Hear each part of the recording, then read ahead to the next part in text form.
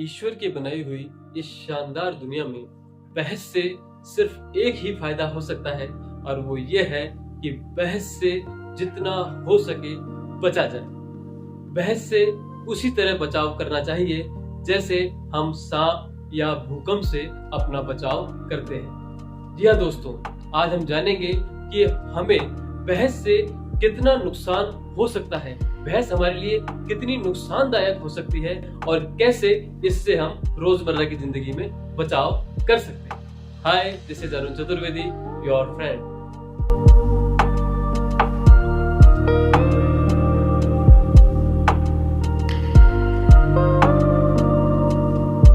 10 में से 9 बार बहस करने से कोई फायदा नहीं होता है, क्योंकि दोनों ही पक्ष के लोगों को, दोनों ही साइड के लोगों को ये यकीन हो जाता है कि वो सही है। इसे एक छोटे से इंसिडेंट से समझते हैं। एक व्यक्ति जिसका नाम आकाश था, वो ट्रक कंपनी में काम करता था, वो अपने ट्रक बेचा करता था। तो एक बार वो अपने अंकल के पास गया, क्योंकि आकाश की बहस करने की बहुत आदत थी। तो वो अपने अंकल के पास इसलिए गया क्योंकि उसके ट्रक अब बिक नहीं रहे थे। उसके अंकल का नाम था मिस्टर राज। अंकल राज बहुत होशियार थे। वो थोड़ी देर की बातचीत में ही ये समझ गए कि आकाश के ट्रक इसलिए नहीं बिक रहे थे कि वो बार बार अपने कस्टमर की बात से सहमत ना होकर उनसे विरोध करने लगता था, उनको अपना विरोधी बना लेता था और उसके कस्टमर उससे नाराज हो जाते थे। आकाश ने खुद अपने अंकल राज के सामने ये रियलाइज किया कि जब वो अपने कस्टमर के पास उनके ऑफिस जाता था, तो जब उसके कस्टमर आकाश की कंपनी की कुछ बुराई करने लगते थे, तो आकाश आग बबूला हो जाता था गुस्से में और वो अपने कस्टमर से बहस करने लगता था, अपने कस्टमर से बहस करने लगता था, उनको नाराज कर देता था। वो बार बार अपने कस्टमर की जो अदर कंपनी थी उनकी बुराई करने लगता था और नतीजा ये होता था, जितनी बुराई आकाश दूसरी कंपनियों की करता था, उतनी ही उसके कस्टमर उन अदर कंपनियों की तरफदारी करने लगते थे।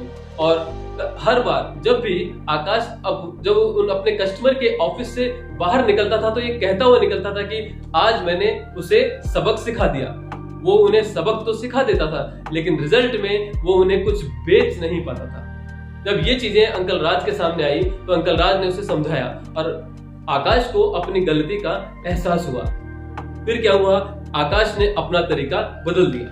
अब जब भी आकाश अपने कस्टमर के ऑफिस जाता है, तो जब कस्टमर उसकी ट्रक कंपनी की कोई बुराई करते हैं और दूसरी कंपनियों की बढ़ाई करते हैं, जैसे किसी कस्टमर ने कहा कि XYZ कंपनी बहुत बढ़िया है, आपके ट्रक खरीदने से अच्छा तो मैं उनके ट्रक खरीद लूंगा। जब ऐसी कोई बातचीत होती थी, तो आकाश क्या करता था, आकाश उस XYZ कंपनी की तारीफ करने लगता था। उसका कहना यह होता था कि यस सर, आपकी जो XYZ कंपनी के जो ट्रक हैं, ये वाकई में बहुत अच्छे हैं और इससे अगर आप ट्रक खरीदेंगे तो आपको पछताना नहीं पड़ेगा।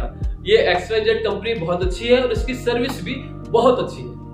आप जानते हैं, इतना कहने पर उसके कस्टमर के पास बहस करने के लिए कुछ भी बाकी नहीं रहता था, क्योंकि आकाश अपने कस्टमर से पूरी तरह से सहमत हो जाता था। और इसके बाद जब कस्टमर शांत रहते थे, तो आकाश के पास अपनी ट्रक कंपनी के बारे में बताने के लिए बहुत टाइम होता था और वो उनको उसकी खासियत बता पाता था।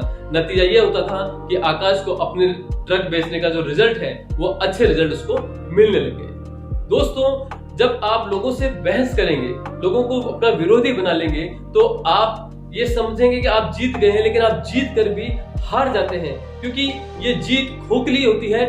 आपने क्या किया है, आपने उस सामने वाले के विचारों को बदलने के बजाय बहस करके उनके विचारों को और भी दृढ़ कर दिया है। तो दोस्तों, जितना हो सके बहस से बचिए और अच्छे रिजल्ट प्राप्त कीजिए।